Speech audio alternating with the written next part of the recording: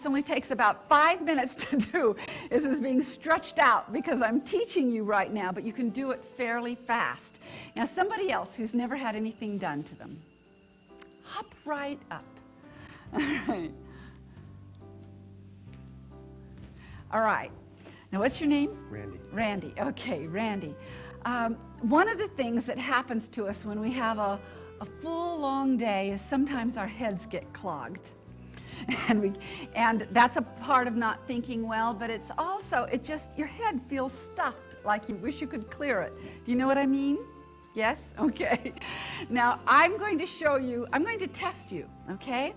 I want you to put your arm up like this, and I'm going to push straight down. All right. He's nice and strong, and I'm going to just tap on the side of his head here. And what that means is, now maybe just at the end of a stressful day, it may be that it's time for him to go to bed. It may be a lot of things, or it may be an accumulation of things. But he's not pumping up all his cerebrospinal fluid. Now, I'm going to show you something that just sort of clears the spaces so more fluid can come up. Okay, it's very simple. All I want you to do is, let's see, what's the best way? If you can take your fingers like this, put your pads of your fingers here, and just pull across your forehead, back to your temples, and then come up to your hairline and push in and pull your head apart. And everybody out there, you'll like doing it. Just push your head in and pull apart. It just makes space for energy to come in. And just go back to where your head turns to go down. And that's about enough. Now, there are other techniques you can use to pump up cerebrospinal fluid. But with you, I'm going to show you. What I'm doing is I'm tapping at his suture lines where it's meant to bring oxygen in. I'm not even going to where we pulled at the crown of his head. I'm going to the sides. And for sure, up on the top it will be. But it just makes space, and suddenly it's like tapping your own inner healer. Your body suddenly says, whoa, there's space, and it pumps up the fluid. So it's a very good thing to do. First, just to split your forehead like that, and then to push in at the crown of your head and pull it apart. And it's kind of like tapping your own inner healer. Your body knows what to do. It suddenly will start pumping up that fluid. Okay, and it's very good for you. By the way, they've done some research on this, and one of the things, some of the feedback is that people's memories get sharper by doing that. If you keep the fluid up into your brain, your memory works better. Okay?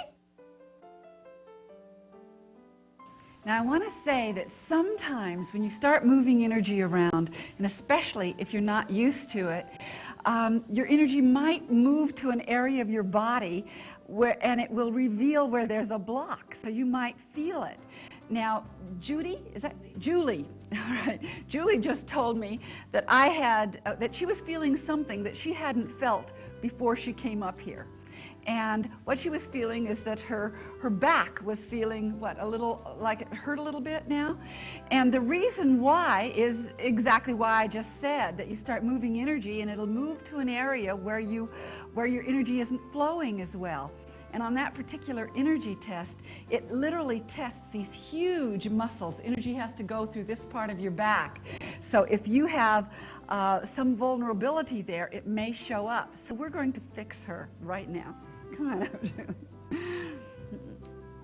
on. First thing I'm going to do is I'm going to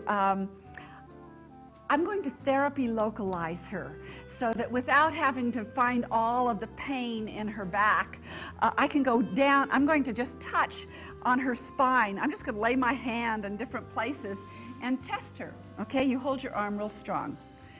Weak, okay? I'm going to go down further. She's stronger there.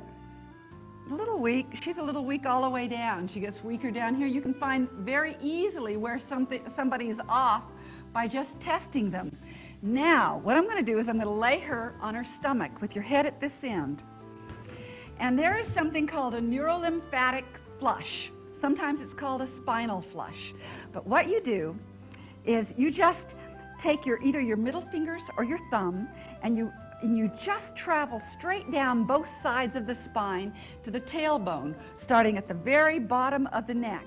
And you just use your body weight and push in. That's how far it is. I mean, that's how deep you push, but it is kind of deep, isn't it, Julie? And what I'm doing is I'm clearing her lymphatic reflexes. And what that does is that makes the lymph begin to move. And getting the lymph moving is really good for your immune system and your energy. And sometimes this is, she's getting tight in here, but sometimes that's all you need to clear your energy. We're going to see just how much we get moving on her. I'm going to go down twice because it felt like she could use this. But this is an excellent thing to do. My husband calls this the up against the wall points. You know, you really need something. You can just lean up against the wall and have your partner come along and just massage these points and clear out an awful lot of toxins. And it'll keep going after the person gets up. It's not completed there. It will continue to move because we've got the lymph moving. It's like tapping your own inner healer.